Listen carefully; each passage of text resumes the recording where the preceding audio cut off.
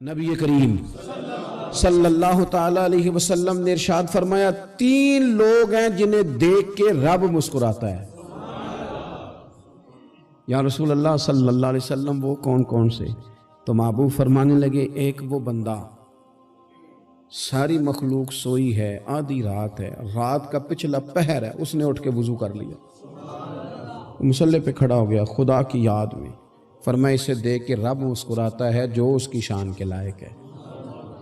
مسکراتا ہے اللہ۔ یہ تو سونے کا ٹائم تھا، یہ تو گہری نیند آنے کا وقت تھا، رات کا پچھلا پہر۔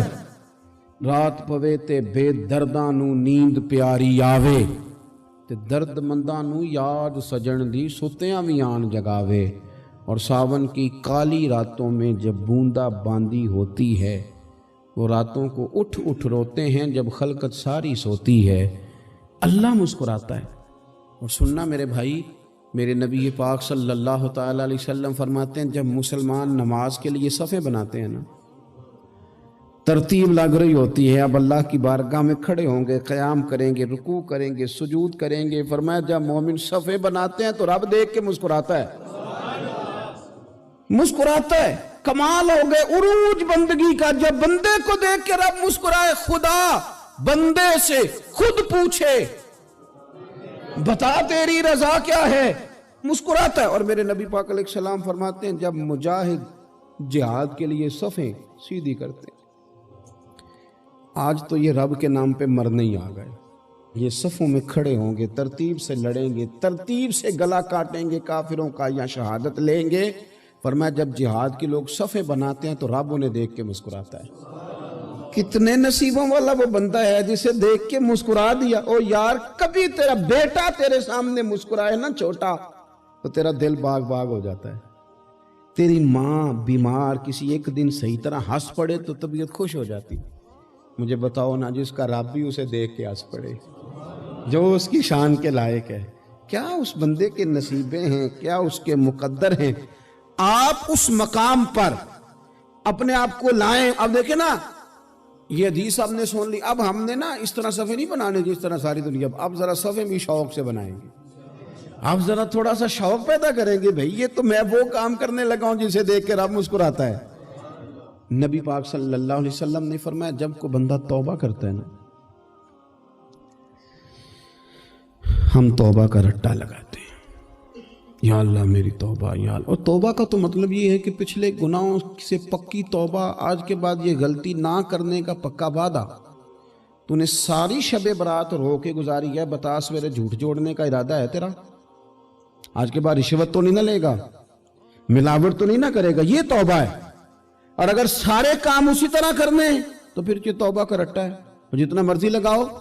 حضرت علی بن ربیعہ رضی اللہ تعالیٰ عنہ فرماتے میں مولا علی کے ساتھ تھا، مقام حرہ کی طرف جا رہے تھے، حضرت علی نے ہاتھ اٹھا کے دعا مانگی ہماری تعلیم کے لیے، ورنہ حضرت علی ہم صحابہ کو محفوظ عن الخطا تو مانتے ہیں نا۔ ہاتھ اٹھا کے کہا اے اللہ ہمارے گناہ بخش دے، تیرے علاوہ کوئی معاف کرنے والا نہیں۔ اور پھر حضرت علی آسمان کی طرف دیکھا اور دیکھ کے نا حضرت علی بن ربیعہ کو تو مسکرائے۔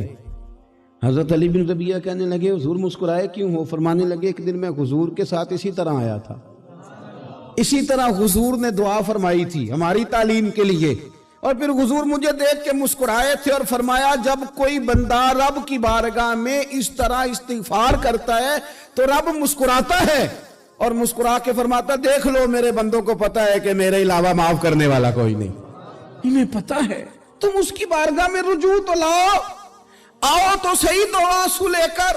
اقبال کہتے ہیں کہ موتی سمجھ کے شان کریمی نے چن لیا، قطرے دو گرے میرے ار کے انفال کے، دو میں نے آنسو بہائے تھے تو اس کے کرم نے تو موتی سمجھ کے چن لیا۔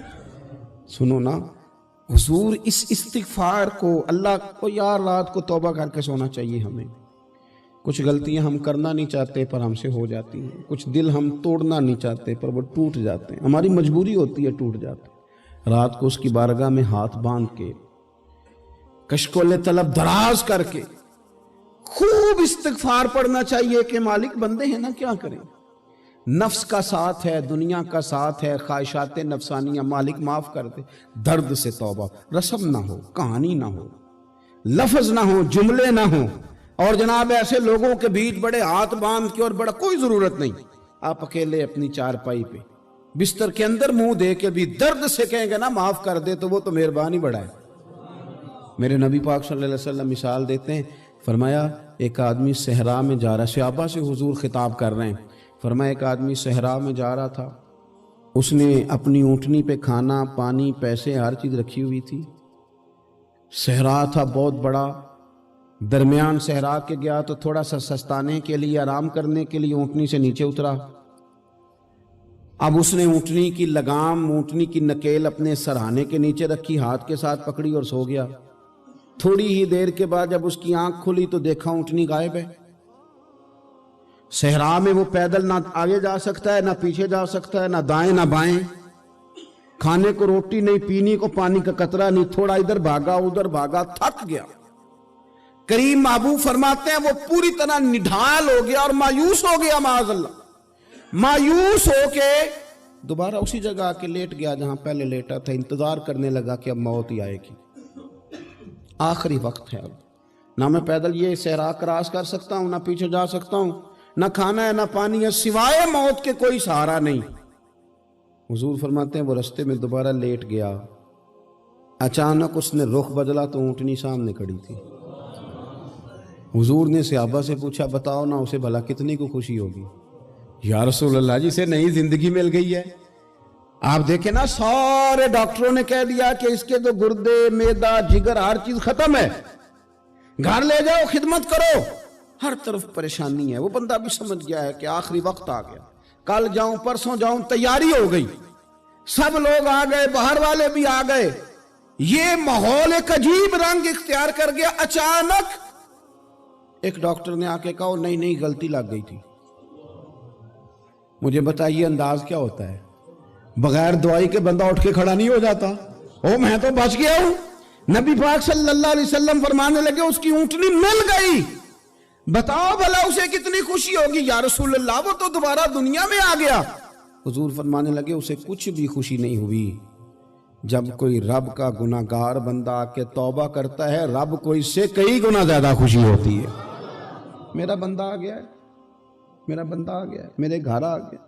उसने आंसू बहाए हैं, उसने कहा अल्लाह मैं तेरा यूं तेरा ही रिज़्क़ खाता हूँ, तेरी ही ज़मीन पे रहता हूँ, तेरे नाम से मेरी सांसें चलती हैं। वो आ गया। फरमाया उस ऊँटनी वाले से ज़्यादा रब को खुशी होती है जब गुनाहगार आके तौबा करते। गुनाहगारों के आंसू उसकी बारगाह में बड़े मकबूल हैं, लेकिन हम रस्म अदा करते हैं, तौबा नहीं करते।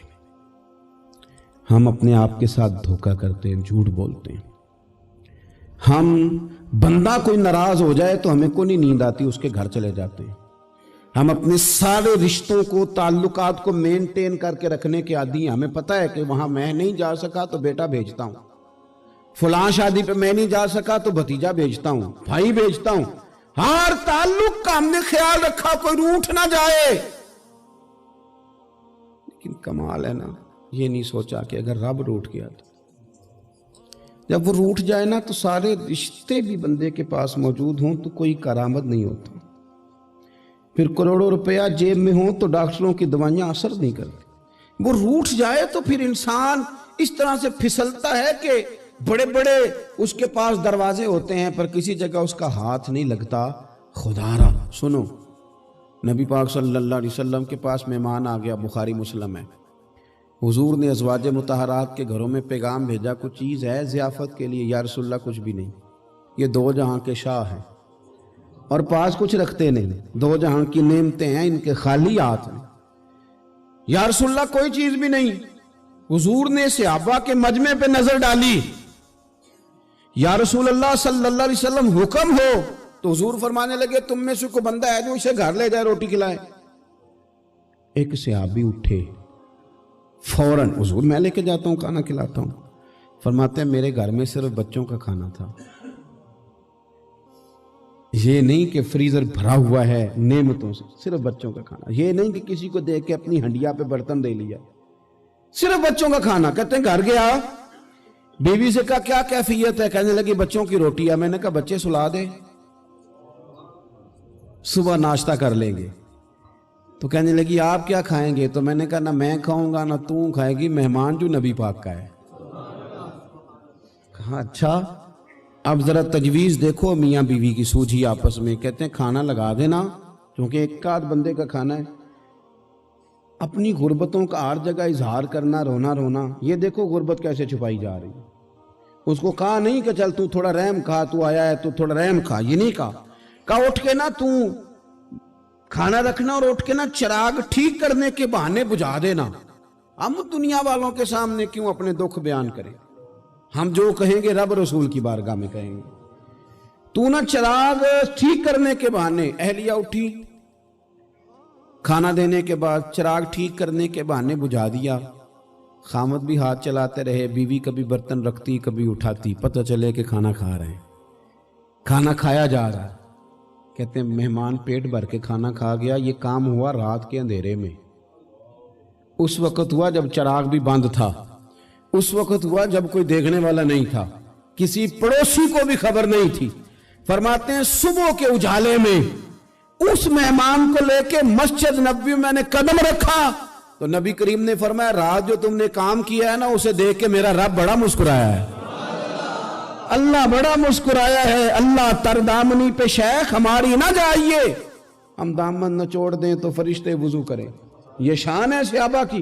نبی کریم علیہ السلام نے فرمایا رب رات مسکرایا تیرا یہ انداز دیکھ کے، اور اس نے قرآن نازل کیا وَيُبْصِرُونَ عَلَىٰ أَنفُسِهِمْ وَلَوْ كَانَ بِهِمْ خَصَاصَةٌ۔